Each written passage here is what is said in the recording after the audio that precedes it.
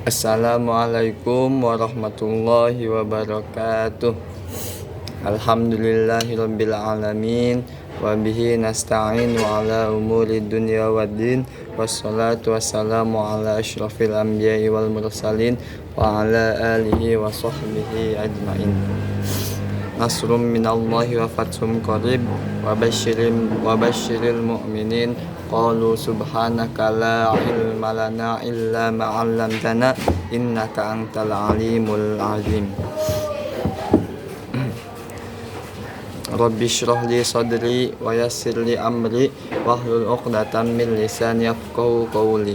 Rabbi zidni ilman warzuqni fahman birahmatika ya arhamar rahimin. Al-ayah sadaqallahul azim wa sadaqa rasulullahun nabiyul karim wa nahnu ala dzalika minasyahidin wasyakirin walhamdulillahi rabbil alamin. Puji syukur marilah kita panjatkan kehadirat Allah Subhanahu wa taala yang mana beliau telah memberikan begitu banyak kenikmatan, di antaranya nikmat iman dan nikmat Islam disertai dengan nikmat sehat walafiat. Sholawat bertangkaikan salam marilah kita curah limpahkan kepada junjungan alam, yakni Habibina wa Syafi'ina wa Maulana Muhammad sallallahu alaihi wasallam, beserta kepada seluruh keluarganya, para sahabatnya, dan kepada kita selaku umatnya hingga kelak, selaku umatnya hingga akhir zaman. Di sini saya akan menjelaskan tentang makanan halal dan makanan yang baik. Dalam surat Al-Baqarah ayat 168 yang berbunyi, A'udzu billahi minasyaitonir rajim.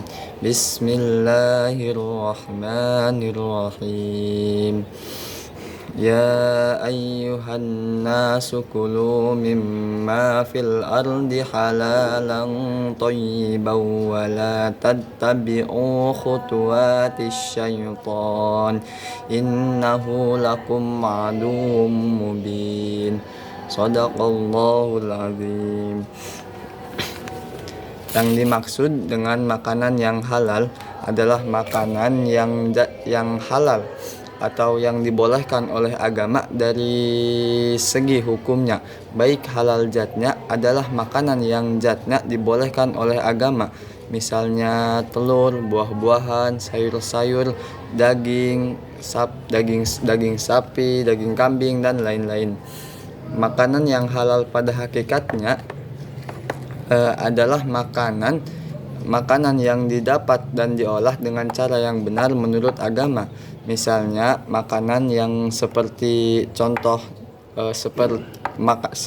makanan yang diperoleh dengan jalan usaha yang benar, sapi yang disembelih dengan menyebut nama Allah Subhanahu wa taala, dan lain-lain. Adapun lawan dari halal ialah haram.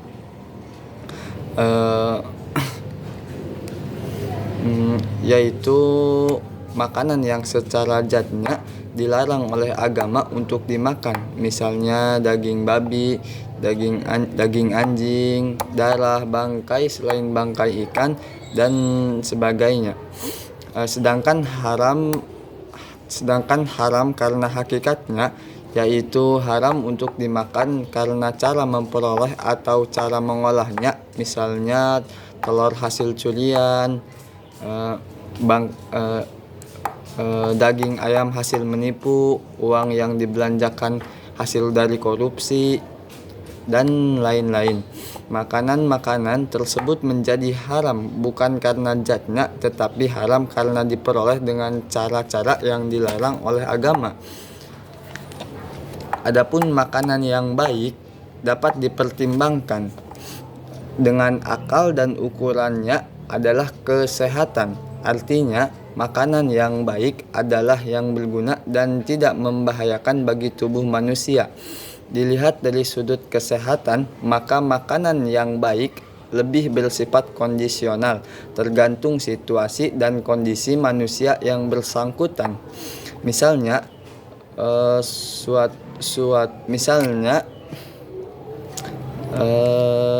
suatu jenis makanan yang baik menurut si A belum tentu baik pula untuk si B ataupun si C. Makanan yang halal belum tentu baik dan yang baik belum tentu halal.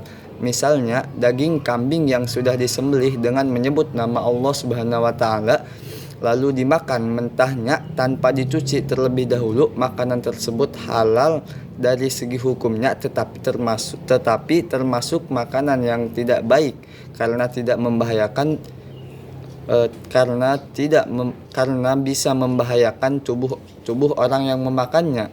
Maka makanan yang baik adalah makanan yang dapat memenuhi kebutuhan tubuh manusia, misalnya mengandung vitamin, mengandung protein, mengandung mineral, kalsium, karbohidrat dan lain-lain. Dan di sisi lain makanan-makanan tersebut makanan-makanan tersebut diolah dengan benar serta dibuat sesuai dengan orang yang akan memakannya, apakah untuk bayi, anak kecil, orang dewasa, ataukah untuk orang-orang yang lanjut usia. Juga makanan yang baik adalah makanan yang tidak mengandung zat yang membahayakan bagi tubuh manusia sehingga tidak merusak jaringan tubuhnya. Kesimpulannya, jadi kita harus memakan makanan yang halal atau yang dibolehkan oleh agama, dan harus dan juga memakan makanan yang baik bagi diri kita sendiri. Mungkin hanya itu yang bisa saya sampaikan, kurang lebihnya mohon maaf. Wallahul muwaffiq ila aqwamit thoriq. Wassalamualaikum warahmatullahi wabarakatuh.